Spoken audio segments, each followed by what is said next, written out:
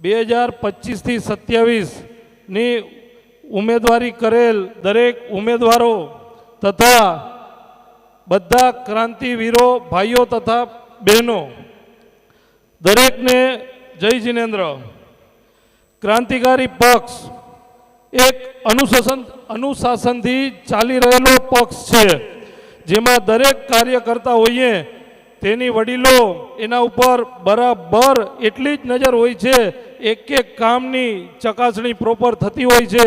કાંઈ પણ જાતની કોઈ પણ જો ચૂક થાય તો તેની પ્રોપર રીતે સલાહ સૂચન આપી કાંઈ પણ હોય તો સુધારો વધારો કરાવે છે અને તેમાં ટોટલ વડીલોના ડાયરેક્શન સાથે આગળ વધતા હોઈએ છીએ।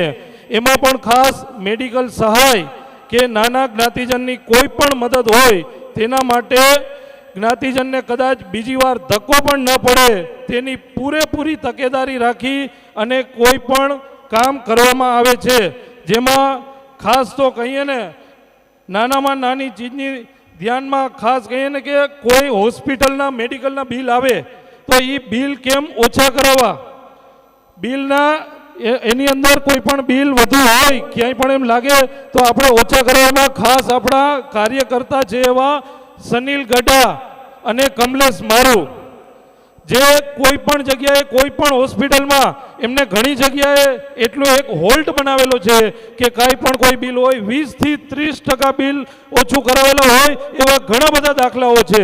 ઘણા બધા જ્ઞાતિજનને એ લોકોએ એટલે સુધી હેલ્પ કરેલી છે કે ક્યારેય પણ કોઈ હોસ્પિટલમાં કોઈ ભાઈને ડિસ્ચાર્જ પણ જોતું હોય તો કદાચ એકવાર બિલ ન ભરી અને પહેલાં ડિસ્ચાર્જ અપાવી દઈએ, પછી સંઘ કે સમાજમાં સહાય લેવાની હોય તો સંઘ સમાજનો ડાયરેક્ટ એમને ચેક જાય અને એમને ટાઈમસર ડિસ્ચાર્જ મળે। ઘણી વખત જો ચેક સમયસર ન પહોંચે ને તો એને ડિસ્ચાર્જ સમયસર મળતો નથી અને એના કારણે એને કદાચ એક દિવસ વધારે રહેવું પડે, એનું પણ બિલ એના ઉપર ચડી જતું હોય છે। એટલે એનું પણ ધ્યાન રાખી અને એના માટે આગળ વધતા હોય છે। તેવી જ રીતે મેડિકલમાં ઘણી વખત ઇમરજન્સી આવતી હોય છે।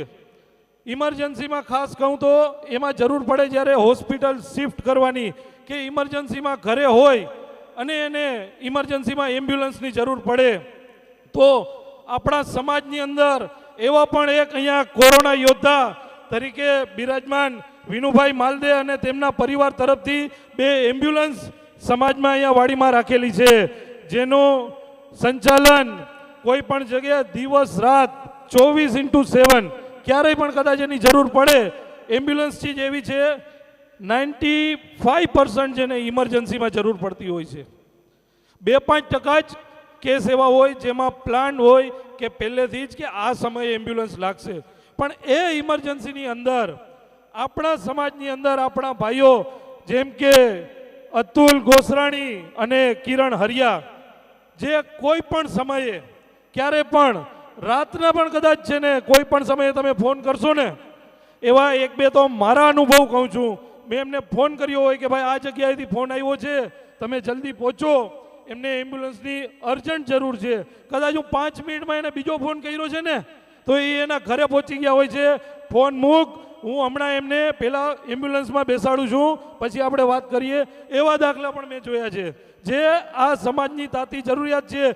ઇમરજન્સી પેશન્ટની એક મિનિટ કિંમતી હોય, એ પૂરેપૂરી કાળજી દિવસ રાત કોઈ પણ સમય જોયા વગર જો એ સેવા આપતા હોય ને તો કદાચ એ વિરલાઓને ધન્ય છે અને આ વિરલાઓ આપણા ક્રાંતિકારી ગ્રુપની અંદર છે અને આ ક્રાંતિકારી ગ્રુપ અને આ વડીલોનું એટલું મોટું બેકઅપ છે આની અંદર કે કદાચ ત્યારે કોઈ પણ જાતનો ખર્ચ લાગે ને એનો સૌથી મોટો દાખલો જો કહું ને તો કોવિડ છે।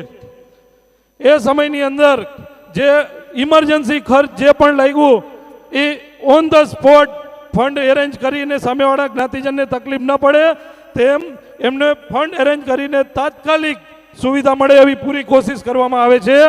આ રીતે ખાસ વિનંતી કરું છું દરેક જ્ઞાતિજનને, આપણે ઇલેક્શનમાં પણ આજ ક્રાંતિકારી પક્ષ આપણે ચૂંટીને લઈ આવીએ એના માટે વોટ કરવો જરૂરી છે।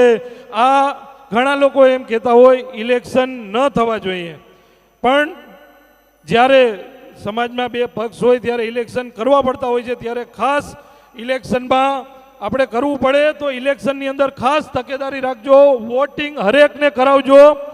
દરેકને વિનંતી છે, એક એક જ્ઞાતિજનને વિનંતી છે, અને આજુબાજુના પોતાના ઘરના સગાવાલાના આજુબાજુના પાડોશીને દરેકનું ધ્યાન રાખજો. તમે વોટ કરી આવ્યા એમ તકેદારી રાખી દરેકને વોટ કરાવશો એવી મારી નમ્ર વિનંતી છે.